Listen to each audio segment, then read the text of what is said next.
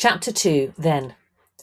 The first time Mason's dad spoke to me out of school was when I was in the corner shop next to my house. It was just me and Mum and my brother Tony at home. Dad had gone when I was too young to remember. Maybe that's why this man, my English teacher, managed to win me round so fast. My lack of father figure. My need for a man's love. Standing at the counter, about to buy myself a can of Coke and a packet of salt and vinegar twirls, I heard his voice in my ear. I love salt and vinegar twirls, my favourite. I was wearing my school uniform. Pleated purple skirt, dark grey collared shirt, purple v-neck jumper, short grey socks, and my treasured black patent leather flats that Mum had just bought me. Unlike a lot of the other girls at school, I wore my skirt the correct length, just above the knee, and my jumper was a little baggy. A hand-me-down from Tony. I turned and smiled, feeling awkward that my teacher was talking to me out in public. All the other girls in class chatted about him, how handsome he was, how charming, gossiping about how he didn't wear a wedding ring, and never mentioned a girlfriend. Why would he, though? It isn't something a teacher's going to discuss with his class. Yeah, they're really nice. I looked back at the checkout girl and paid for my drink and the crisps and left the shop.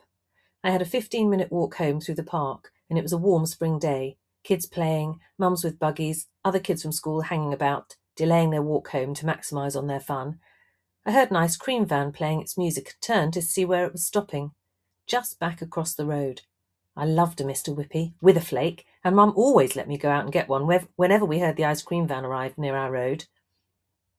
Come on, I'll buy you a Mr. Whippy. I'll even get 2 flakes. I jumped and spun around to find my English teacher, Mr. Bang, smiling at me. You can imagine how that surname played out with the girls at school. Oh, okay. I was 15, tall and skinny with long white blonde hair, and I didn't much care for what other girls thought of me, which was often not very nice considering they all wished they were tall, thin and blonde. The boys picked on me too, but that's because they all fancied their chances and I wasn't interested. 15-year-old boys, in my view, were so immature. I liked the tingle I got in my belly when Mr. Bang offered me to buy me an ice cream, like he had singled me out, and I knew it would have made the other girls in class jealous. We walked together over to the ice cream van, and I felt a little self-conscious, looking around to see if any of the other kids from school had noticed me and Mr. Bang strolling along together, but there were no purple jumpers or grey shirts in sight, only a slowly forming queue of mums with toddlers. 2 Mr. Whippies with 2 flakes each, please. Mr. Bang paid for the ice creams and then handed me one, and I put my lips around the top of the ice cream and sucked off the swirly bit, without even thinking what I was doing. Mr. Bang laughed at me, and then used his thumb to wipe off the ice cream that was smeared at the edges of my lips. I swallowed and kept my eyes on him, not sure if I should step away or just smile. I chose the smile. Thank you for the ice cream. It's delicious. You're welcome. I don't have anyone else to buy ice creams for, and it always feels a bit lonely getting one just for myself. I better get home. Mum will be wondering where I am.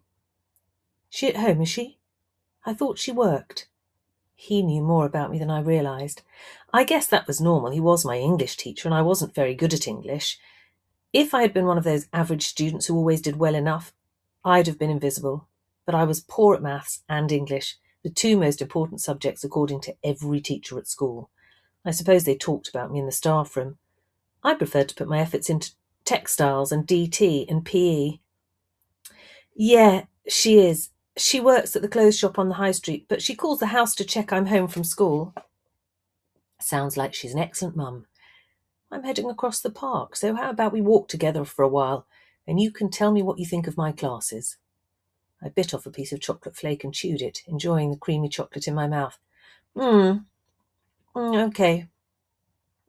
I didn't really want to walk home with Mr. Bang, but I didn't want to be rude either, and he was really good-looking and much more friendly and interesting than the boys at school.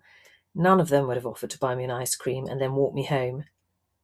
It could have been worse. I could have been accosted by Mr. Aldridge, the angry physics teacher, or Mrs. Glossing, the grisly old crone who taught us Spanish. We wandered along in silence for a while, eating our ice creams, leaving behind the play area and all those mums and buggies, until we were alone on the path, with the trees each side making an arch above us that let little shards of light through. It was all a bit magical and peaceful, and I imagined that Mr. Bang was my dad, walking me home from school, asking me all about my day, and telling me about his.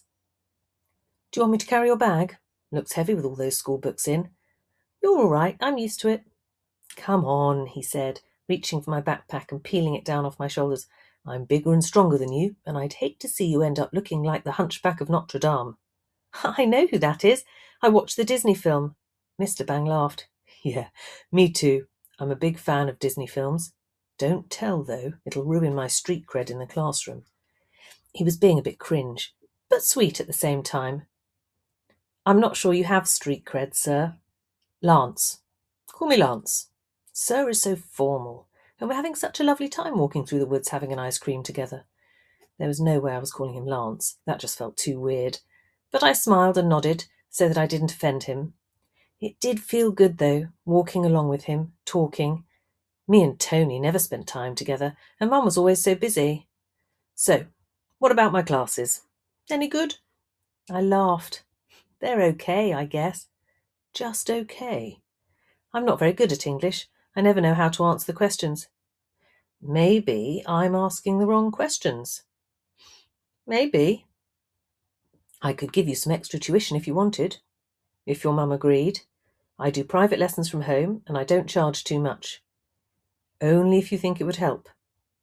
"I'm not sure Mum could afford extra tuition for me. I'll ask her." "Well, you could always stay behind after school a couple of days, and we could squeeze in an extra 20 minutes to go over some of the stuff you're struggling with. No charge. See how that goes first." Mum was always nagging me about my grades, telling me I should be doing better and working harder. She went on and on about being a single mum and wanting better for me, more choices, a better job. She'd be so pleased if I got my English grade up, and I wasn't really making any improvements on my own at home. "Sure. Why not? Which days?" "How about Thursday and Friday?" "Okay." "You don't have any after-school clubs on those days?" "Don't do clubs, just yoga at home with my mum sometimes." "I guess you must be very bendy." I turned and looked at him with a raised eyebrow. His face turned pink. I laughed at him. "Not sure that's the right thing to say to your student." He tilted his head to the side. "I'm hoping we're a bit more than teacher and student now. Perhaps friends too?" I shrugged. "It was a walk and an ice cream." He grinned at me, a mischievous look in his eyes. "You go on walks and eat ice cream with all your teachers, do you?" "Sir!" I nudged him with my shoulder. "Lance." I smiled at him. Lance.